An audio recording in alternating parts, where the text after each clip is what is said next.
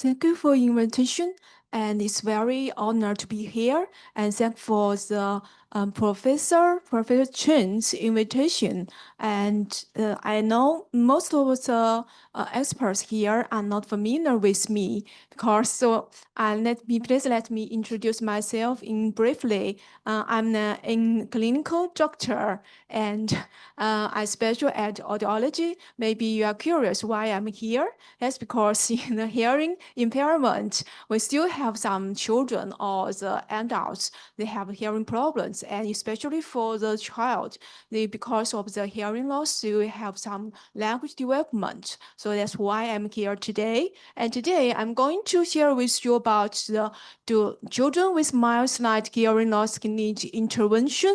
And I had noticed in the expert in the morning, they're very good at their English. And sorry for my English, I'm not very good at English, but I still try my best to explain in English so you understand what I had done. So first,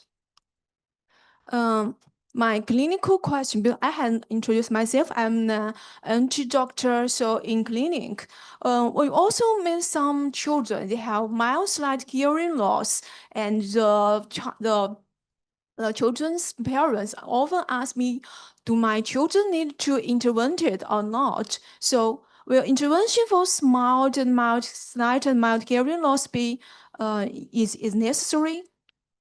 Oh, sorry. How? So if we do not intervened for the mild and SMHL student, the child, then this will make the students will delay for their language. So, but if you intervened, so thus it will be excessive. So, however, for mild and slight hearing loss, there is still some controversy as to whether intervention is needed. In clinical settings, when encountering a case of mild slight hearing loss, if we choose to intervene, may be worried, especially for the clinical doctors. We're often worried about over-intervention.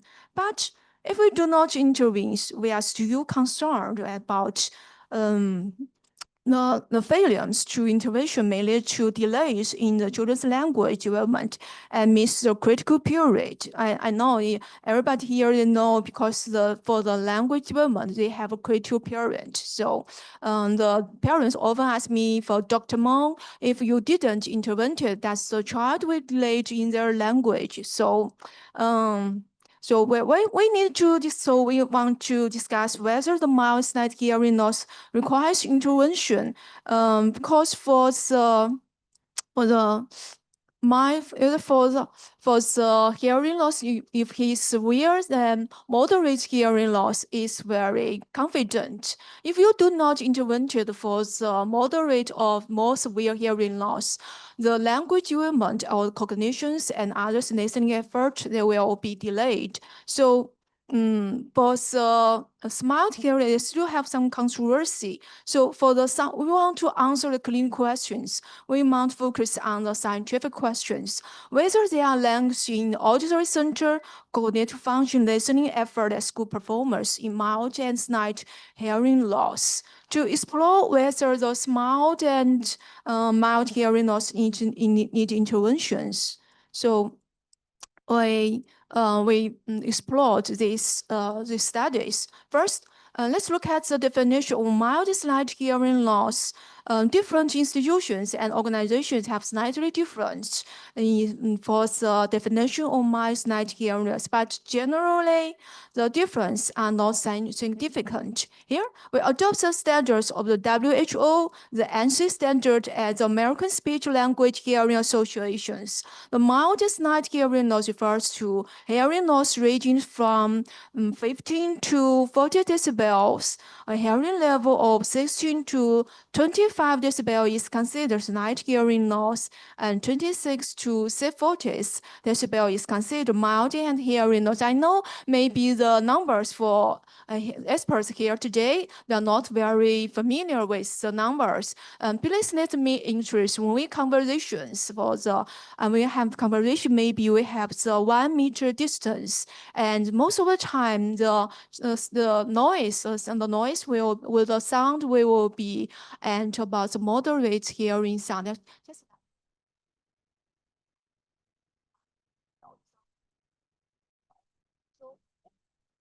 If you have the hearing loss is severe than the moderate hearing loss, it will have difficulty at the conversations, especially at the noise environment.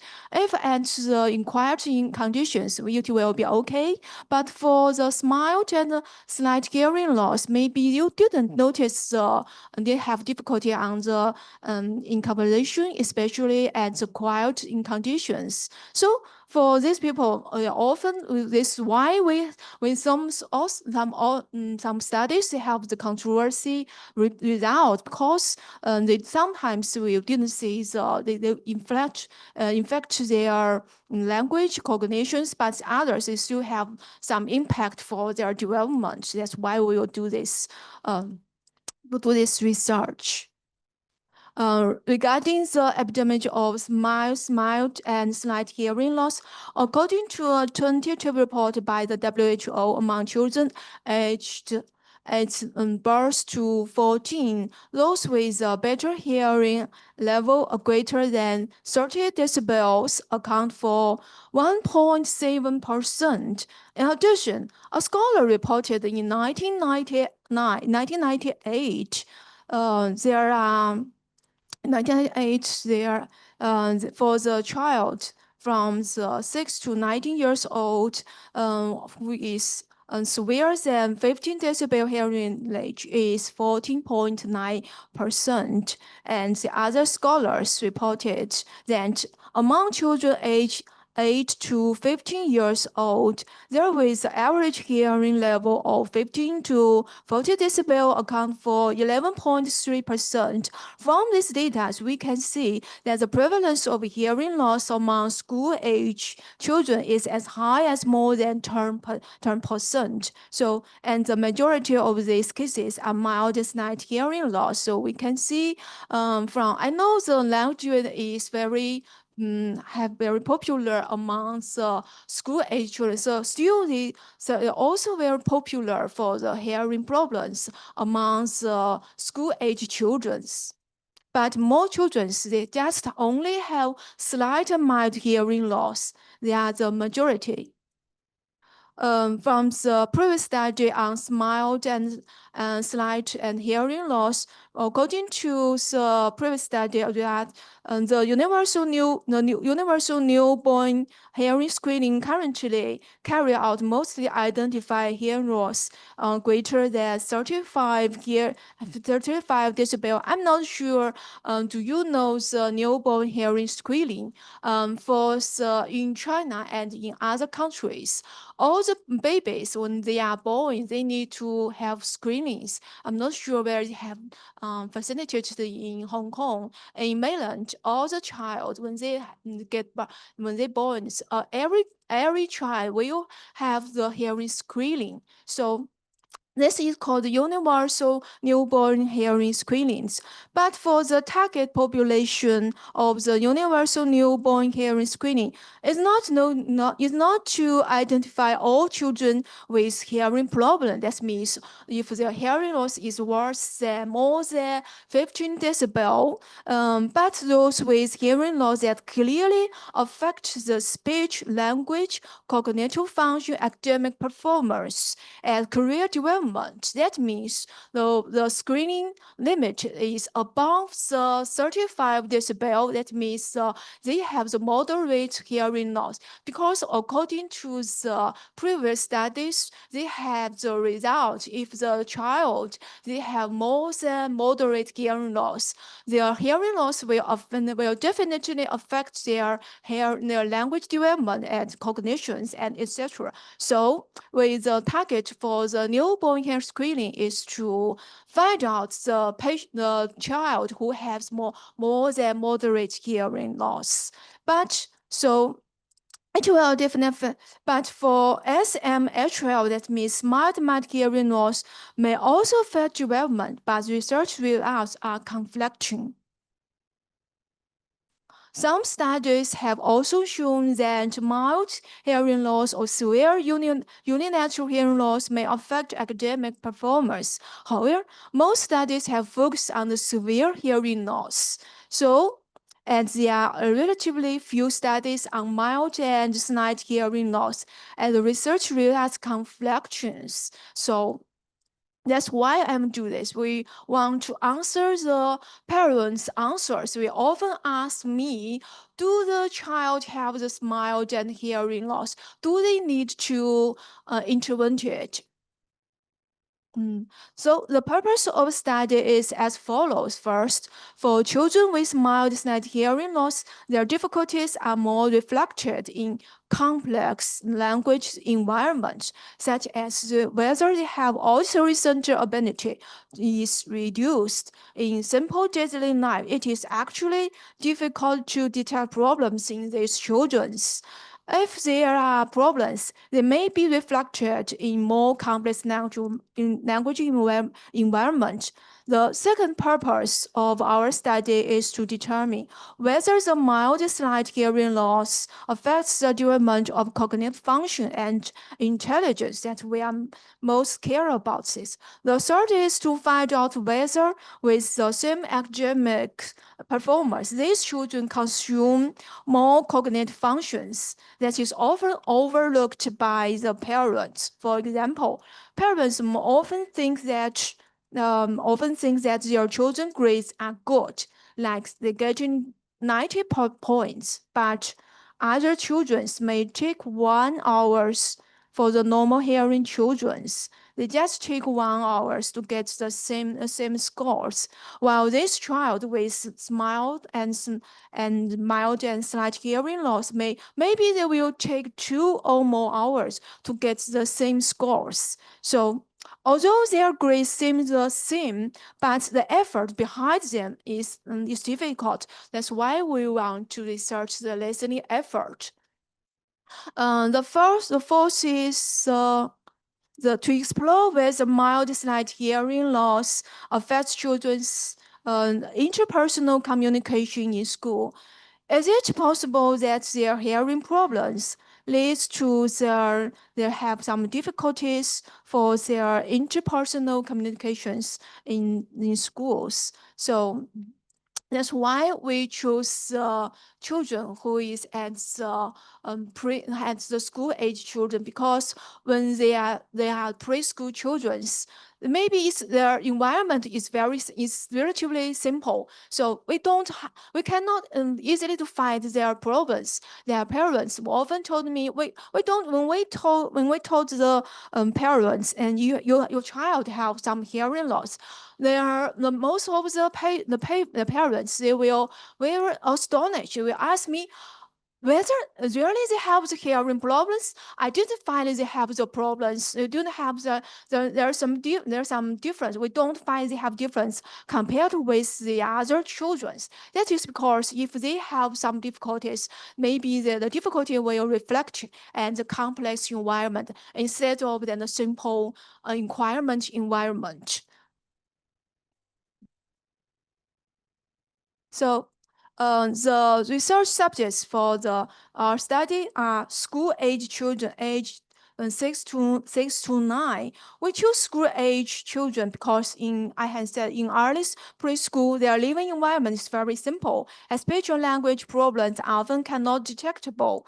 And we want to study whether children with mild slight hearing loss have problems in more complex language environments, so we select school-age children.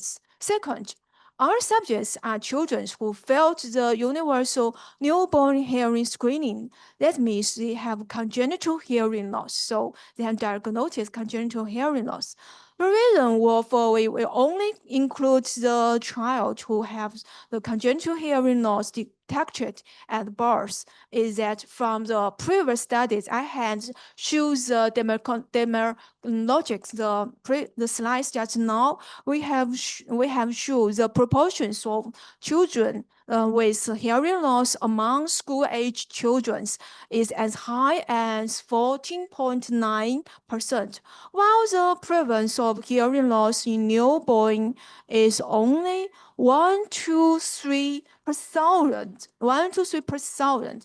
That means there's dramatic increase with age. So this indicates that a large number of children have acquired hearing loss later in life. So we include acquired hearing loss. If we include the acquired hearing loss, it is difficult to determine whether the hearing loss occurred, and the timing of the hearing loss has an impact on the result. So we want to avoid interference among these other factors. We only include those with hearing loss detected at birth, which makes the results more convincing. The test content. Our test content is mainly divided into several parts. The first, auditory center assessment. The second is about the second is about the mental and intellectual assessment, and third, the behavioral assessment, and the fourth, we are the auditory center, the fourth auditory fatigue assessment. Just as I had noticed, if both of the child have the 90 scores, but maybe the effort is different between the scores. For the auditory central assessment, we evaluate from the aspects. First, the temporal resolution, tested by the gap detection. That means they can detect the time gap. The second is spatial resolution, tested by a series of the sound source localization test. That means there is two sounds from the different angles. We need the child to tell us which sound they are coming from. That's the sound localization test. And the third is speech recognition score, especially and the background noise. For the mental health intellectual assessment, we use Pitoni. For the intellectual testing, that is the non-verbal language test, and the theory of mind time for the mental assessment.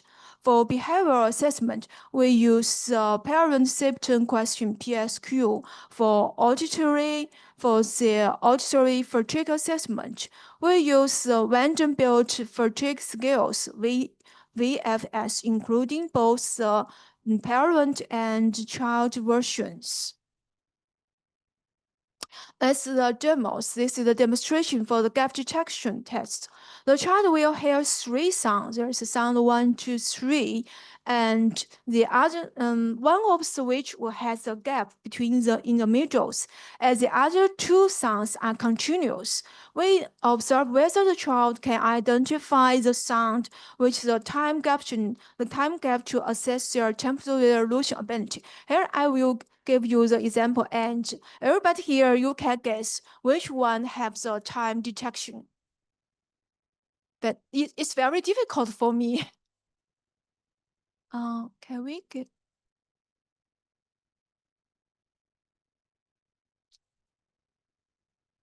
Maybe the sound can increase the sound. The sound is too small. Okay, never mind. Let's overlook this. Experimental design. In the design of the experimental protocols, we connect a lot basic information about the children, such as whether they are the only child or their family structures, such as single parent or two parent families, their daily guardians, the educational background of their parents, their reading frequency, and the daily time spent using electronic devices. we connect this information. You can see we have connect many basic informations for the family background. That's why we connect all these informations, because when we mentioned this as early, I had mentioned earlier, we want to know whether the child has problems with interpersonal communication in schools, which is affected by many factors, not only for the hearing problems. So the factors such as family environment, parents' education, and time spent using the electronic devices and the parents' educations can all affect the children's performance in school. So therefore, we must ensure that these factors that may affect the children's performance in school and cognitive functions are the same among all the subjects. So we want to make sure all the other factors that maybe affect the results, the other factors are the same. So only in this way can we prove that all the difference from the indeed caused by hearing problems, not other factors. In terms of speech results, we included 29 children with mild hearing loss and 29 children with normal hearing. The gender ratio of boys and girls in each group is 15 to 14, which is basically close to 1 to 1.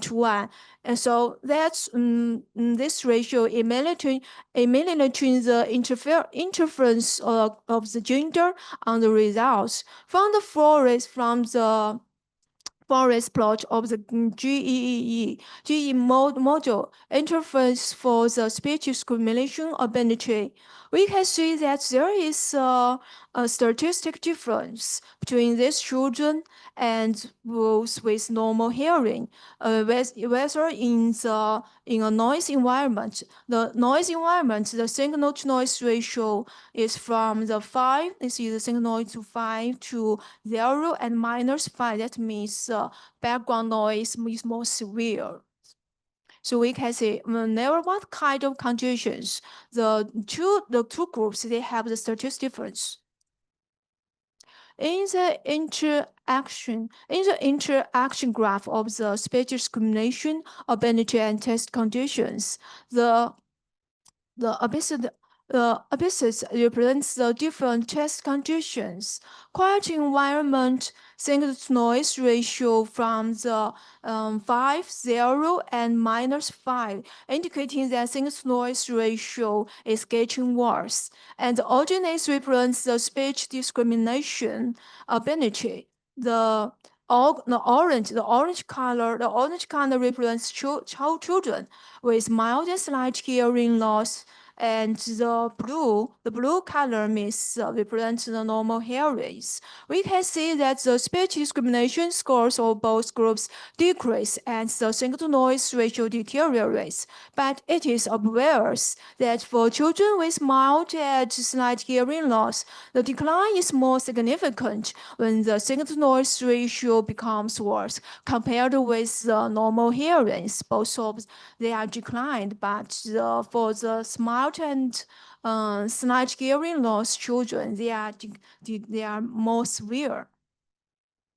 The forest plot of results of the unirate regression model for the left ear single factor GEE model also show that in a background noise with mild and slight hearing loss is different from that of children with normal hearings.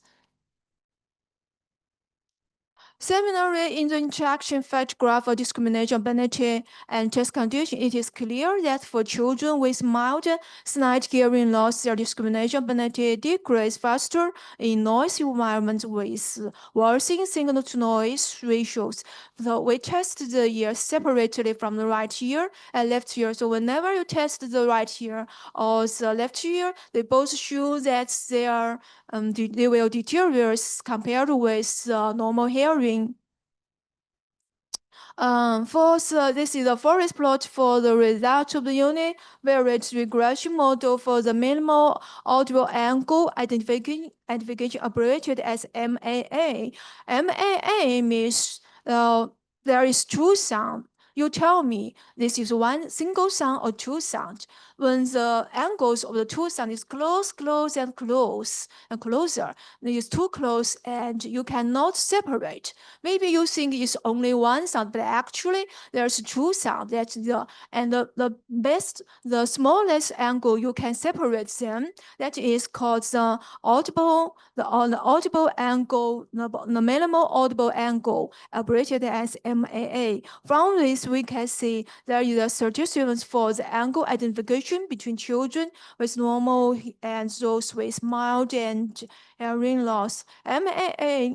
When the angle between two sounds becomes smaller, and we observe the minimal angle, the children can no longer distinguish them. And these are singles, which they think they are single sound, but actually they are two sounds. In the forest plot of the result of the GLM model for sound localization, use pink noise. The sound localization means there is a sound coming from the 90 angles, and we need the child to tell us which sound is coming from. Maybe they will say the sound is coming from the 60-degree angle, but actually the sound is coming from the 90 degree. So there are 30 degrees difference. So if the sound is coming from the 60 degrees and the child told the sound is coming from the same angles from the 60 degree, that means they have very excellent sound localization. For the sound, we have two sounds to give the child. One is using the pink noise. We can see that when using the pink noise, the posterior probability reach the 0.98, which means when the posterior probability is greater than the 0.95, we consider there is a statistical difference. So from this, we can see that there is a difference when using the pink noise. So let's look at if we don't use the pink noise, if we use the speech sound. So when we conducted the sound localization test using the speech sound, the forest plot of the result of the univariate LMM model shows that there is no statistical. Please notice from now we had seen the difference when we use the pink noise. But if we use the speech sound, there is no statistical difference between the two groups. And sound localization means I had explained it for you. So we didn't see the difference between the two groups. Oh, okay. Let's look at the results of temporal resolutions. Just as I had shown you just now to demonstrate. So we can see there is no statistical difference between the children with normal hearing and those with mild slight hearing loss in the temporal resolutions.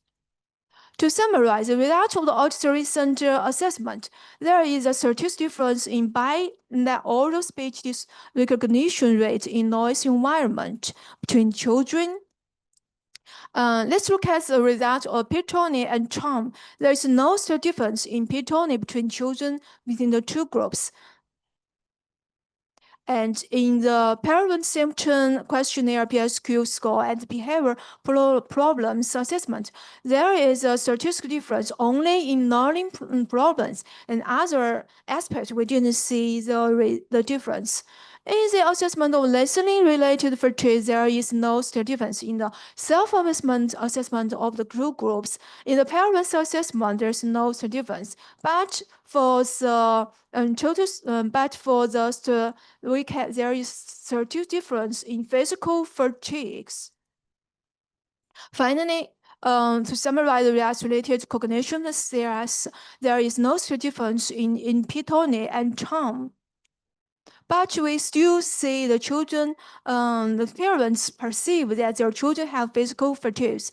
In the discussion, we found there is a lack in sound localization when using the pink noise, but not when using the speech sound. We assume the possible reason as follows. Pink noise does not contain much information, and the children may have two learning models, top-down and bottom-up. When the given sound is a very simple noise without speech, the children cannot judge using the top-down models with the existing knowledge and can only use the bottom-up information for learning in this case.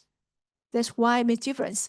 This brings us back to the final clinical question. Should mild slight hearing loss be intervened?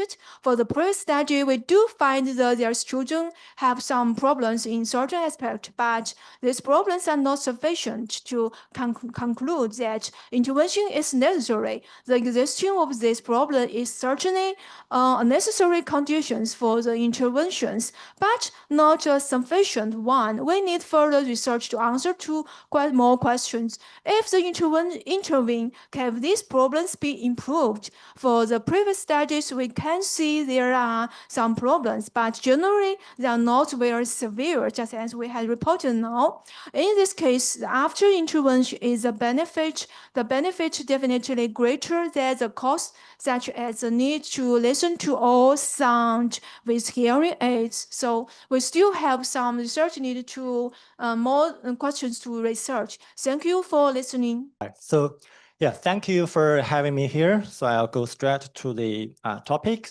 So today I'm going to introduce some of my past and ongoing studies looking at the acquisition of Mandarin tones and intonation by children with cochlear implants. All right. So China has the largest population of hearing loss on the world, around like 27.8 million. And hearing loss accounts for almost 30% of all kinds of impairments in China, and with an increasing rate of 20 to 30K every year. So it's quite a huge population around us. And for children with severe deafness, cochlear implant surgery helped them to restore hearing and made oral speech communication possible.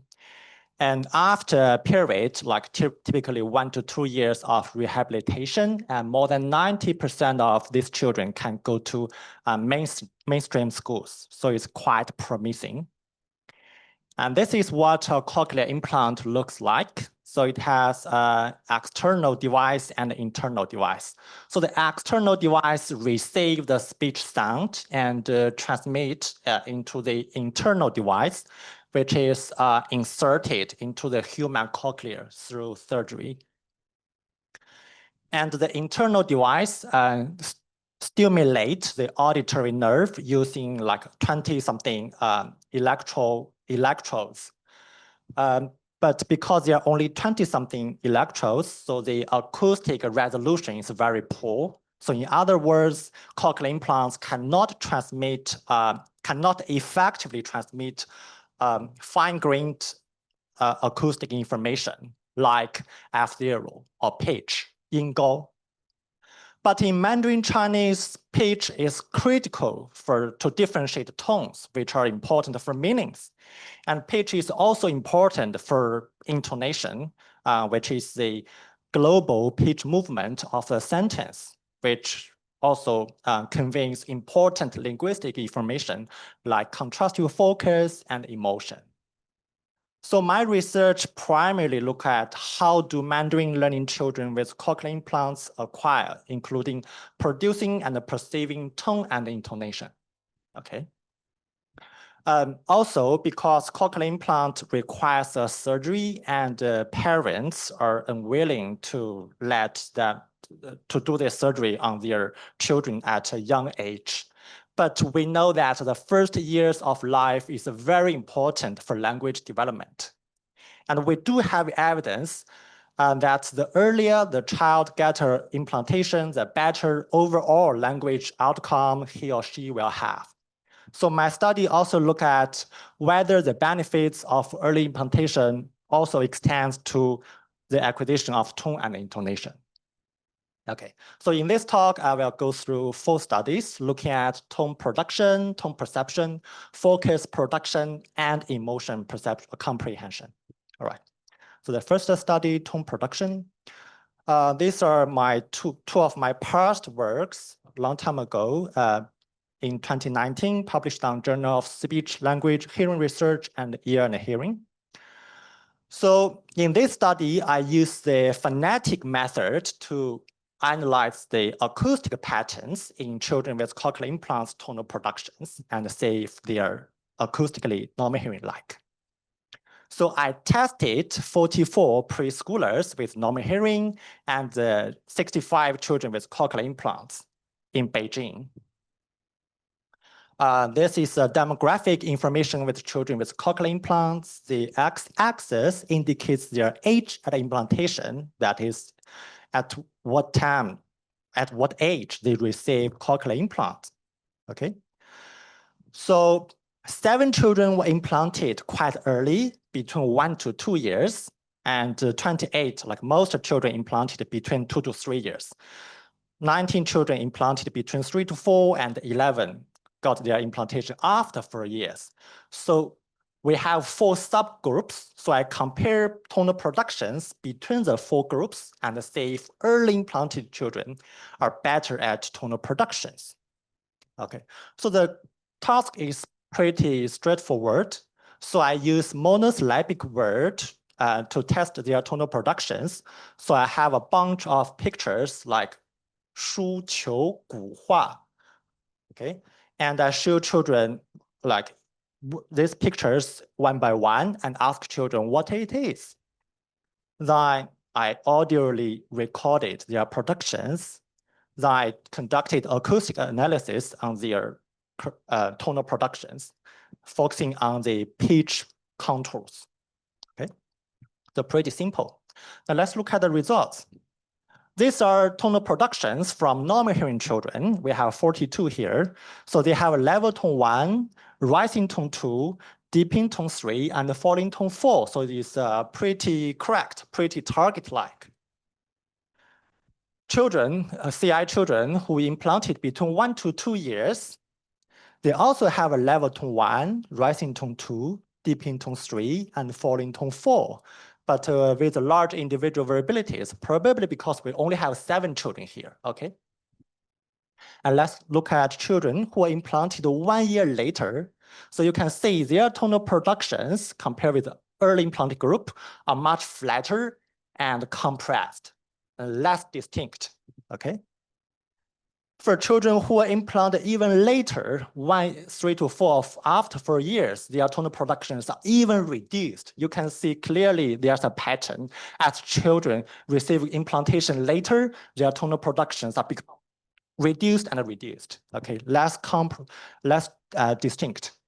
Okay, much flatter with confusions, especially on tone 2 and tone 3. Okay, so for early implanted group, they have target-like tonal contours, just like their normal hearing peers. For later implanted group, their tonal productions are much flatter. Okay. So this is tonal production. We demonstrate the challenges children with cochlear implants face, and also demonstrate the early implantation benefits. Next is a tone perception study. These are my recent work last year, 2024, on Journal of Speech, Language, Hearing Research, and Speech Communication. Okay. So in this study, I look at the role of visual cues in tonal perception.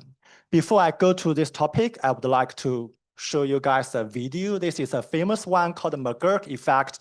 I'm pretty sure most of you guys have already seen this, but I'll play one more time in case not everybody said this before. So watch the video and try to identify what sound the man is producing. Okay. Oh, it's very. One more time.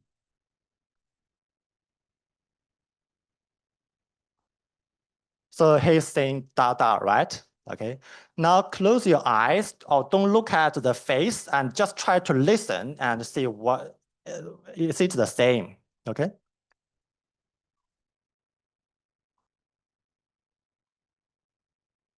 one more time, maybe.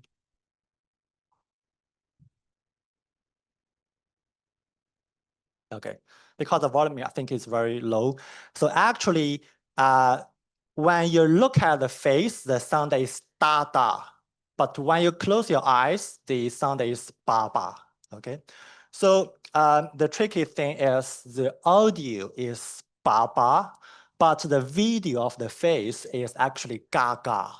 Okay, but when you put these two things together, your like integrated perception is da da. Okay, so this video actually illustrates the important role of visual cues in our speech perception. And actually, visual cues provide additional information to facilitate our speech perception, especially in noise. So this study, I asked a question, whether visual cues will benefit tonal recognition. Okay. So there actually is evidence that Mandarin tonal productions are associated with distinct face and head movement. So there are visual cues for tones. So in a study from Garg et al. 2019, based on large-scale computational vision analysis, they found that Mandarin tones have unique movement on eyebrows, lips, and head. For tone 1 productions, tone 1 is characterized by minimum movements of all the three places. Tone 2 and tone 3 has unique upward and downward patterns on eyebrows and head. Tone 4 has a unique lip closing patterns. Okay?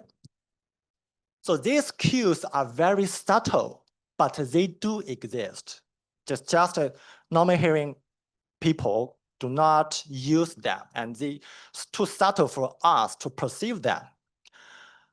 But can children with cochlear implants pick up these cues and use these cues to enhance their perception? Probably yes, because this is easy to understand. Like imagine like a blind people usually have better hearing because the part of their visual cortex has been reorganized for speech hearing perception. And for children with cochlear implants, the early auditory deprivation has reorganized some of their auditory cortex for visual perception. So they have better visual perception abilities. Okay, so we predict probably yes. And also early implantation benefits better use of visual cues. Okay, so this study, we asked two questions. Do children with cochlear implants benefit from visual cues in tonal recognition in both quiet and noisy environment? We predict yes, especially in noise. Second, are early implanted children better at integrating visual cues into tonal recognition? We predict yes. Okay. So we go back to Beijing and tested 82 children with cochlear implants. They are all preschoolers. Okay. And we have 82 normal hearing controls. They are age matched. Okay. They're all from Beijing and Hebei. Okay, so the stimuli included a bunch of monosyllabic words, like they are all high frequent and picturable. Then they have all kinds of tones, okay, like Shuo, book. And all these words were recorded by a female speaker in quiet, like this, okay? And the procedure, this is a tonal identification task, and I present children with a stimuli like Shu and ask them to choose from two competitors. One is the target Shu, another is Shu. If children can identify tone 1 from tone 3, they can point to the correct picture. Okay, so there are 4 blocks with 2x2 design. So half stimuli were presented in audio-only condition, so children can only hear the sound. Another half is presented with both audio and videos. So children can both hear and see. Half in quiet, half in noise. Okay, so we compare the accuracy between A and AV, say if AV condition improved, their tonal recognition improved in AV condition. Okay, so let's look at the results. Normal hearing group, the x-axis indicates the full tones, y-axis indicates their recognition accuracy, and the two lines indicates two modalities, audio only, they can only hear, audio AV, they can both hear and see. So for normal hearing children, their accuracy is very high for both modalities. For noise, they're also very high, and there's no difference between A and AV conditions. That means for normal hearing children, there's no visual benefits, probably because audio cues are sufficient for them to perceive tones. What about children with cochlear implants? In quiet condition, again, there's no improvement. But in quiet environment, there's a huge significant improvement for all tones. If children with cochlear implants can only hear the sound, their accuracy is 59%. But if they can both hear and see the face, their accuracy jumps to 74%. So there's a 15% improvement. Okay, so visual cues do benefit children with cochlear implants in noise. Next, does early implantation lead to better use of visual cues? Okay. So to do this, I firstly calculate the recognition accuracy, a difference between A to AV conditions, which reflected the degree of visual benefits. Okay. Then I did a correlation between implantation age and the recognition difference. Yeah. Okay. In the quiet environment, there's no correlation. But in the noise environment, there's a strong correlation, okay? For those who are implanted early, they are better at using visual cues for tonal perception, okay? This is actually easy to understand, a little bit tricky, but easy to understand. To use visual cues, you need to map between the visual articulatory movement and the speech sound.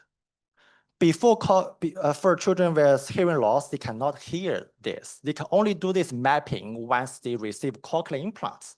So the earlier they receive cochlear implants, the better they can do this kind of mapping. So the robust mapping they will have. Okay. Yeah. Summary of study 2. Visual cues do help children with cochlear implants to recognize tones, although in noise environment only, and early implanted children make better use of visual cues. Okay. Study 3 is a focus production.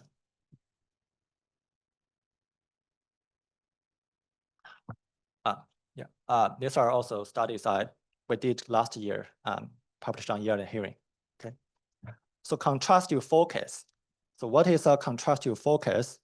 So you see this cat, this red color cat, and you ask another person, like, is it a blue cat? And he said, no, it's a red cat. So he is correcting you on the color. And the red actually carries contrastive focus or corrective focus, okay? And the contrastive focus has a large pitch expansion and longer duration. So two acoustic cues. So my research for this study look at to what degree children with cochlear implants produce correct contrastive focus. And again, will early implantation benefit? Okay. So this is my third trip to Beijing. We tested additional 55 children with cochlear implants and 55 age-matched normal hearing children. Okay. So the stimuli is very simple. They are all adjective and noun phrases, like 红色的猫, red cat, and they are all picturable. And I show children that there are two conditions. First one is no focus condition or broad focus condition. I show children this picture and ask them what it is. They said 这是红色的猫 is a red cat. Sometimes I make a mistake on the color, and I said, is it a blue cat? Children say, no, it's a red cat. So they are correcting me. So I have two conditions, broad focus condition as control and the focal condition. Okay. First, I do a perceptual judgment by 3 native adult readers, and they listen to children's productions in the two conditions in a randomized order and judge whether the adjective has a carries a focus or not. Okay. This is the results. There are two conditions, no focus, and two groups, NH and CI. In the no focus condition, there's no difference between NH and CI groups. They are both very high, around 80% accurate. Okay, so both normal hearing and CI can produce no focus. But in the focus condition, the CI group's accuracy is much lower, around 38% accurate. Much lower than normal hearing children, 83%. Okay. Well, early implantation benefit. Okay. Yes, early implantation leads to more accurate focus productions. So the earlier the receive implantation, the more accurate focus production he or she will have. These are based on perceptual judgments. Next, I ask, are children's correct productions acoustically normal hearing like? In other words, do they use both F0 range expansion and duration lengthening to mark focus? Here's a result. For F0 range, normal hearing children, they have large F0 range on focus as compared to no focus condition, which is expected. But for children with cochlear implants, there's this reversed pattern. In other words, they do not use expanded F0 range for focus like normal hearing group peers. Implantation benefits, yes, the earlier the child gets implantation, the large F0 range he or she will produce. Duration, yes, both normal hearing and CI groups can use duration to mark focus. In other words, within the 38% accurate productions, CI children primarily use duration to mark focus because they have very limited access to pitch. Early implantation, there's no benefits because they can do it. Okay. This is a focus production study. Okay. Last is my ongoing research. That's emotion comprehension. We haven't published this work. We just analyzed the data and just made the slides. Okay. Verbal emotion comprehension. There are two important cues in verbal emotion perception or comprehension. One is the semantics, which is the verbal content, what has been said. Another is prosody, which is a tone of voice, like how things are said. But the two cues not always congruent, as in irony, humor, insincerity, etc. When the two cues are incongruent, adult listeners primarily use prosodic cues to make their comprehension. Like when they heard the sentence like, I'm so happy, in a sad voice. Okay, so adults' interpretation is sad. Yeah, you sound like sad, even though you say like I'm so happy, but based on the prosody, they know, oh, the speaker is not happy. Okay. What about preschoolers? Previous studies only primarily look at Western preschoolers, and they found they primarily use semantic cues to identify emotion. Like when they heard the sentence, I'm so happy, 4 to 7 years think, oh, you're actually happy, okay? So they made more than 80% semantic-based judgment. And they only show prosodic preference after age 10, like adults, okay? So far, there are very few studies on Eastern preschoolers. But there's evidence that indicating that Eastern preschoolers might perform different. There are cultural differences in cue weighting. The Western culture is so-called low context culture, so intentions are often explicitly expressed by verbal content, linguistic cues. But the Eastern culture is so-called high context culture, so intentions are primarily or usually expressed by context and implicit message, like paralinguistic cues such as prosody. So prosody plays a more important cue in Eastern culture. So maybe Eastern preschoolers will show prosodic preference like adults much earlier. Okay, so research questions are, do Chinese preschoolers demonstrate a preference for prosodic over semantic information when judging emotions with incongruent cues? If yes, is there any developmental trend during preschool ages? Okay. So I tested 104 preschoolers from 3, 4, 5 to 6 year olds and 27 adult controls. Okay.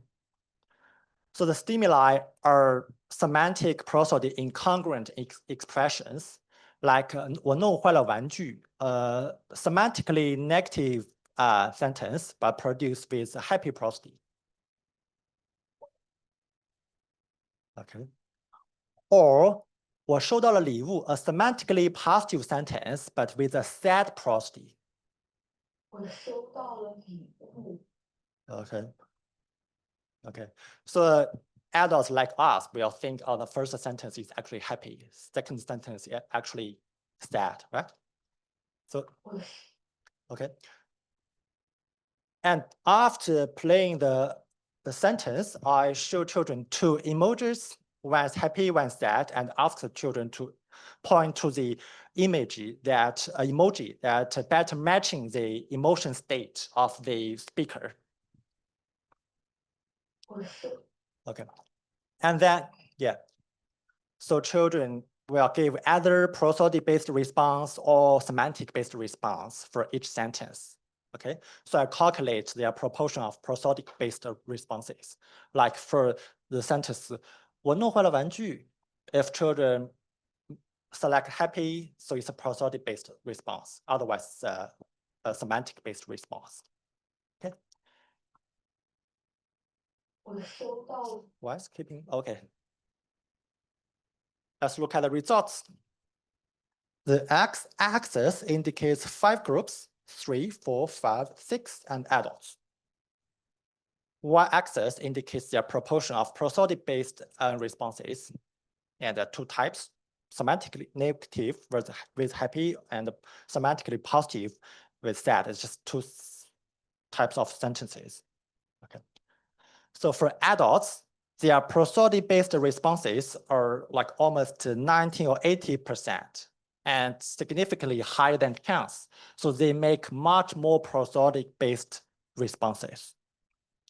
5 and 6 year olds also similar to adults, more prosody-based responses. And 3 to 4 year olds, there's no difference between from chance. That means they make almost equal number or comparable numbers of prosody and semantic-based responses. Then compare between groups. There's no difference between 6 year olds and adults. Okay, so this result indicates that Chinese preschoolers show prosodic preference at 5 year olds with adult-like strengths of such preference at 6 years. Okay, what about children with cochlear implants? Because they cannot perceive prosody, especially pitch, so they may rely heavily on semantic cues. Okay. So I tested 28 children with cochlear implants from 5 to 7 years. Okay, and 28 normal hearing controls. I tested 5 to 7 years because these children, 5 years, normal hearing children have already established like prosodic preference. Same procedure as above. Just look at the results. I don't know why normal hearing ran away. Okay, so left is CI group, right is normal hearing group. Both groups show significantly more prosody-based responses, and there's no difference between CI and NH groups. Okay, so children with CIS also show prosodic preference, just like their normal hearing peers.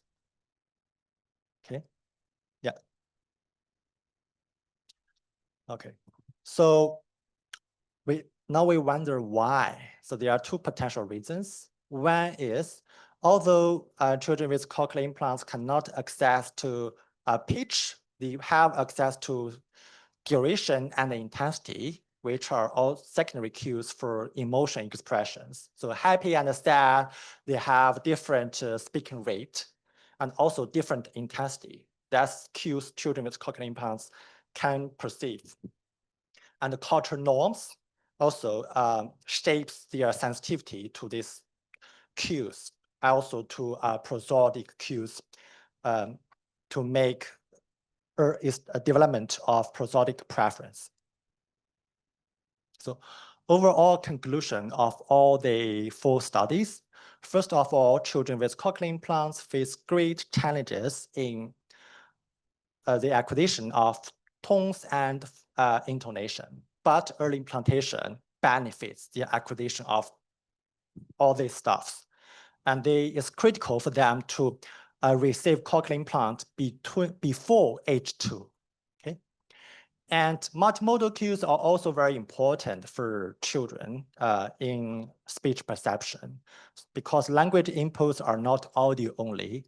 So maybe we should extend our research from audio only speech perception to multimodal speech perception, looking at the cues, roles of cues like facial expressions and gestures and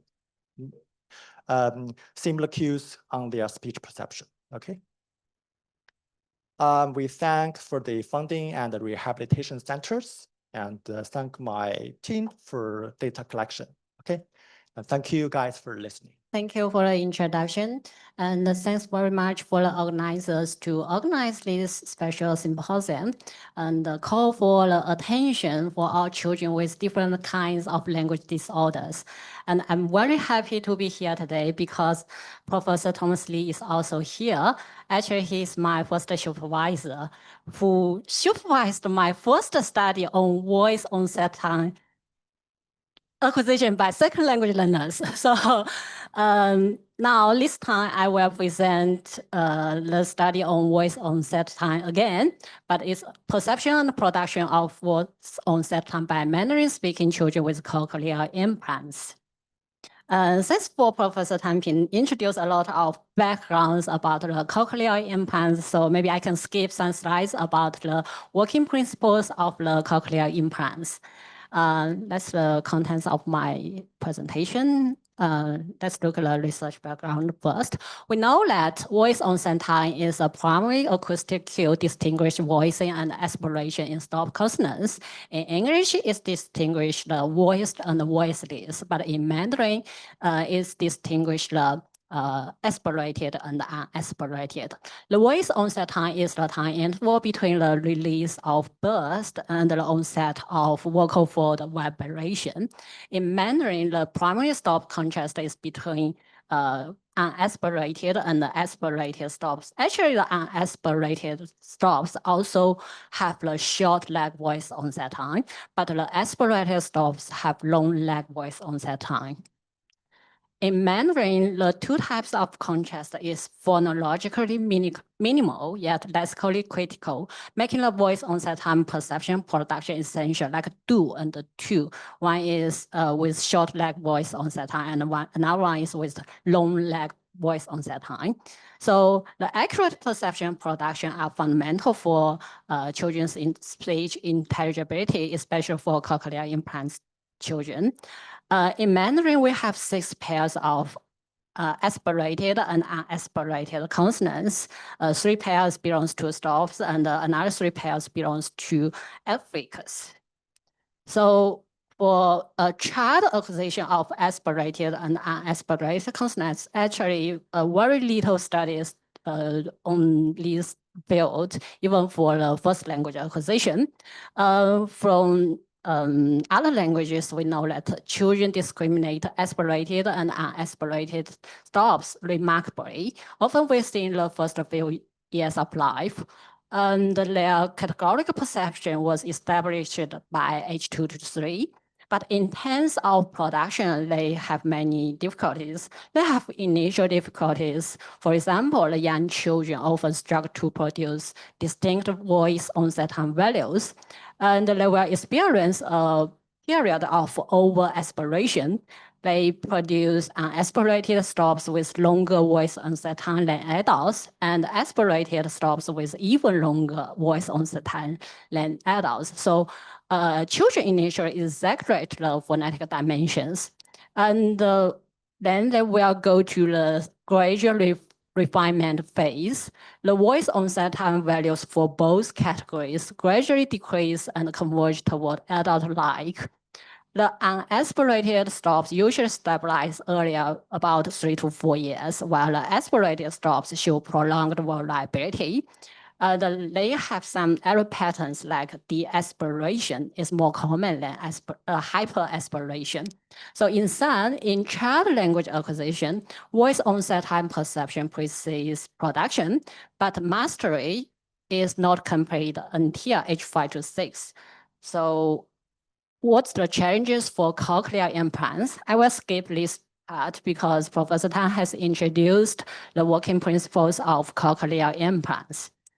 For those children with cochlear implants, because of the degraded spatial resolution, so they will have difficulties in speech, so like the Mandarin tone perception and tone production, as well as the focus. For the poor temporal fine structure encoding, which also cause challenges for our children with cochlear implants, because cochlear implants prioritize envelope cues over fine temporal details. So they might have difficulties in identifying aspirated and unaspirated stops. In addition, they have difficulties in noise, the perception and the noise, because the background noise smells the temporal or spatial cues, so their users usually face more challenges. So we can see that the early perception, actually the speech perception for CI users is very difficult. So they will face a lot of challenges. In this, so we can see that because of the auditory deprivation pre-implantation, we can also see that CI children exhibit the reduced voice onset time discrimination accuracy. They have compressed voice onset ranges in production and high confusion between aspirated and unaspirated stops. So we just observe these difficulties for children with CI in clinical observation. However, in the literature, we find that they lack the Mandarin-specific data, and a few studies examine both perception and production of consonant aspiration within the same cohort of cochlear implant children or normal hearing children. So the developmental trajectory is still unknown. That's why we conduct this study, and we want to know how aspiration emerges post-implantation. So in this study, we investigated the acquisition of 6 aspirated and unaspirated Mandarin consonant pairs in preschool children with cochlear implants and with normal hearing. We'd like to characterize their developmental trajectories, comparing the perception in quiet and the noise conditions, and examine the production accuracy. We also examine the relationship between their children's perception and the production of voice onset time to explore how aspiration contrasts are acquired under the degraded auditory input. And we will assess whether input degradation will drive output errors and identify factors that might influence their children's acquisition of aspirated and unaspirated consonants. So By integrating the perception, production, and real-world noise challenges, we try to transfer abstract phonological theory into actionable clinical tools to improve CI children's communication. Let's go to the research methodology part. In this study, we covered the voice onset time perception test, production test, and some language test and a cognitive test. For perception test and the production test, it's self-designed. So we have the minimal pairs like a go and a ko. They are distinguished in the aspiration. So for example, this is the identification task under the this is under the noise condition should match to this special. And this one is the quiet condition. Oh, sorry. For I didn't put the quiet condition here. Both are noise condition. For the noise condition, we use SNI is 0 dB. It means that the noise and the speech with the same volume. So for the production task is a elicited production task. For example, we ask what's this, and they have to answer 这是兔子 to elicit the target items. This is under the quiet environment. I don't know why. Sorry. Okay. So in addition to the voice onset time perception and production task, they also take the language test to see the language abilities. So here we use Professor Zhang's Muyan test. We test the speech production abilities and the language comprehension abilities. In addition, we also use a low verbal version of the Mandarin early speech perception test to make sure that the children have the basic ability to take our voice onset time perception and the production task. And then we also have a cognitive test, which is Pitoni. So this is the flowchart of the research experiments. Yes. So finally, we will analyze the data about voice onset time development in NH children, CI children, and CI children's perception and production of voice onset time, as well as the factors influencing CI children's voice onset time acquisition. These are the participants. We cover 54 cochlear implant children from age 3 to age 7. And we also cover 106 normal hearing children with the same age range. And they were further divided into age 3, age 4, and age 5. We also cover a control group, native speakers, adult, to make sure that the test materials are confident enough. So for here, we have the chronological age-matched group, the NH group. Because for cochlear implant children, the chronological age-matched is usually less fair for them to compare their language abilities. So we cover another group, which is hearing age-matched. We divided the cochlear implant children into two groups. One is with the hearing experience of more than 3 years. It means that after implantation of more than 3 years. So these are a group that cochlear implant children with 3 years hearing experience, and they were matched to the 3-year-old children, which we will call it hearing age matched control group. So let's look at the research results. For the perception of aspirated and unaspirated consonants in NH children, we can see that in the quiet condition, only 3-year-old normal hearing children demonstrated significantly reduced accuracy compared to the 4- and 5-year-old children and the adults. But under the noise condition, where perception gradually improved from age 3 to age 5, but all NH children performed significantly below the adult level. In other words, under the quiet condition, only 3-year-old children performed with less accuracy. But under the noise condition, all normal hearing children in this study didn't perform adult-like yet. For the production, we can see that, again, only 3-year-old normal hearing children failed to reach adult-like production of aspirated and unaspirated consonants, while whereas 4-year-old and 5-year-olds achieved adult-like performance. This is in terms of production accuracy, which is judged by 2 research assistants. And this one is measured by the VLT values. We can see that the results is similar in terms of accuracy as well as in terms of the VLT values. How about the cochlear implant children? We can see that in terms of the perception, for the chronological age matched group, we can see that CI children performed worse than the chronological age matched NH peers in perceiving consonant aspiration. However, noise, we can see that play an important role. They impose CI challenges to the CI children in consonant aspiration perception.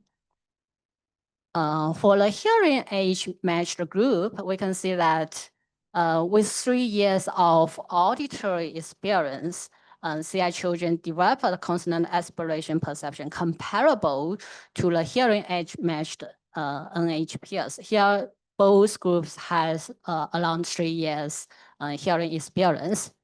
However, both groups faced great challenges under the noise condition.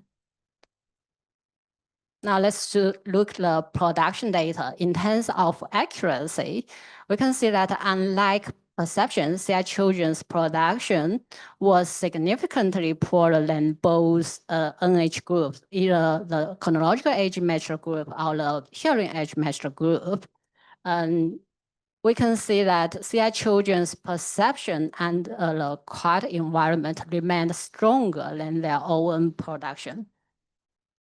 And in terms of voice onset time values, we see that CI children produced significantly longer voice onset time values than the NH groups for aspirated consonants, but not for the unaspirated consonants. So we can see that they exaggerate the voice onset time values just in aspirated consonants. And we conduct the relationship between voice onset and perception production by CI children. We can see that there is a significant positive correlation. And the voice onset and perception significantly predicts their production abilities. Accounts for 21% of the variance in production. However, additional factors also contribute to their production. So we can see that for manner of articulation, we can see here no significant effect was found in aspiration. In aspiration contrast our manner of articulation. Here we divide them into stops and affixes. However, again, we can see that noise significantly affects the CI children's perception of aspiration, especially for stops. And for the place of articulation, we also find the similar effect of noise exposure. CI children showed great difficulty perceiving aspiration contrast in stops, especially those in bilabial and apical alveolar.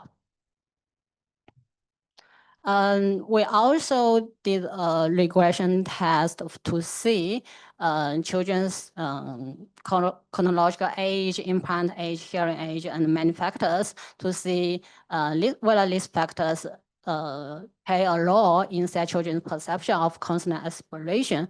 And we can see here that chronological age and speech production abilities plays a significant role, as well as the age of implantation and the speech training, speech therapy training, as well as mother's education, although it's marginal. Okay, so let's look the factors influence CI children's production of consonant aspiration. Here we can see that the manner of articulation, for the manner of articulation, they perform better in the unaspirated stops than in the unaspirated affixes. And for stops, we can see that again, bilabial and apical alveolar is easier for the CI children, but velar is more difficult. And we can see that for the aspiration contrast, they performed better in unaspirated than in aspirated consonants. So for other factors that influence CI children's production, in addition to the factors that we found in the perception, in the production, 3 more factors were found. One is hearing age and verbal intelligence, as well as father's education levels. So we can see that CI children's perception and the production abilities are influenced by a lot of factors, as well as their parents' education. Finally, let's go to the discussion part. So we can see that in a voice onset time perception task, for normal hearing children by age 4, they demonstrate adult-like perception in quiet condition, actually near certain levels. However, noise presents significant challenges. While perceptual accuracy in noise improves from age 3 to age 5, but their performance remains non-adult-like even at age 5 in this study. So the findings indicate the gradual development for robust speech perception under adverse listening conditions. How about the cochlear implant children? We can see that compared to the chronological age-matched NH children, CI children exhibit delayed acquisition in both quiet and noise conditions, with noise imposing great difficulties. Compared to the hearing age-matched NH controls, that's both groups have 3 years of auditory hearing of auditory experience. We can see that the CI children demonstrate comparable performance under both conditions. So in terms of voice onset time perception, we can see that CI children require time to develop the categorical perception of aspiration, roughly catch up to the level of NH children with the same auditory experience. However, the degraded spatial resolution and the poor temporal fine structure encoding inherent in the cochlear implants cause additional and specific challenges for their perception of consonant aspiration, particularly in noise.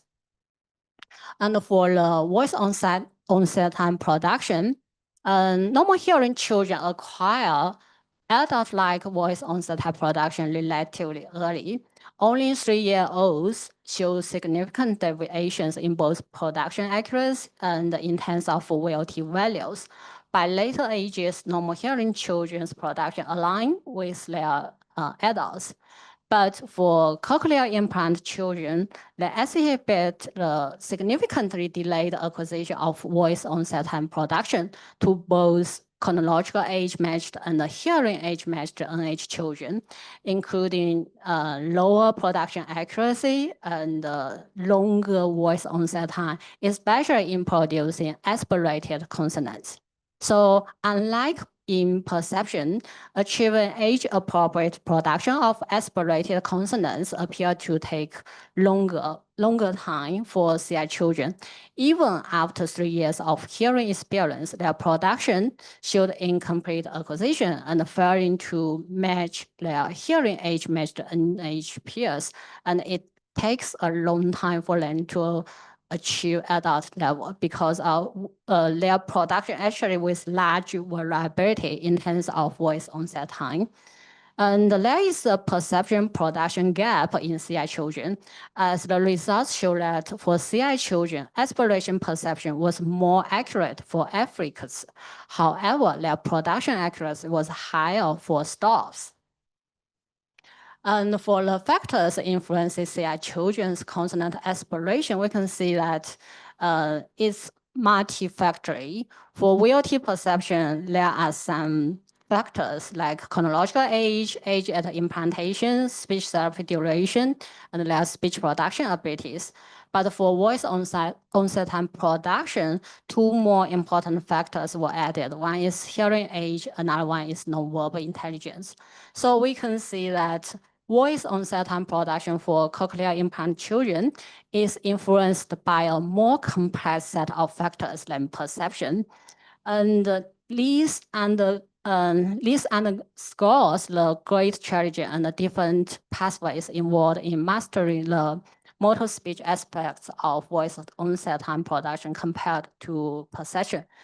Because in this study, all of the cochlear implant children, actually they are implanted before age 3, or most of them are implanted before age 1. And finally, we can see that the findings of this study reveal that specific acoustic limitations of cochlear implants that make encoding subtle temporal cues like voice onset time, especially for stops in noise, particularly challenging for these children. The noise affects all children, both normal hearing and the cochlear implant children, but impose great challenges on CI users, especially for the voice onset time perception. And this study highlights the perception production gap in cochlear implants and the persistent difficulties CI children face in producing accurate VLT contrast. As said, actually, their production show large variability, and their production often lag behind even their own perception abilities and hearing age matched peers.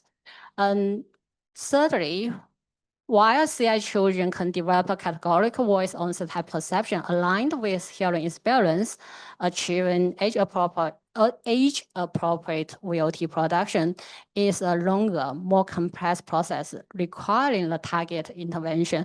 So for clinical implication, actually, we should prioritize the production therapy for the CI children. And we also need to address the noise vulnerability early. So for the speech therapy for cochlear implant children, we can see that in the past, we focus on tone because of the pitch. Actually, in addition to the factor of pitch, voice onset time is also a challenge for those children with cochlear implant. And in the past, we usually did the speech therapy under the quiet condition. However, we can see that noise is a great challenge for them. So in future, we also need to pay attention to the speech therapy under the noise condition for those children with cochlear implants. So that's the whole presentation. Thank you very much for all the participants and parents participated in this study, and also thank the funding support. Thank you very much.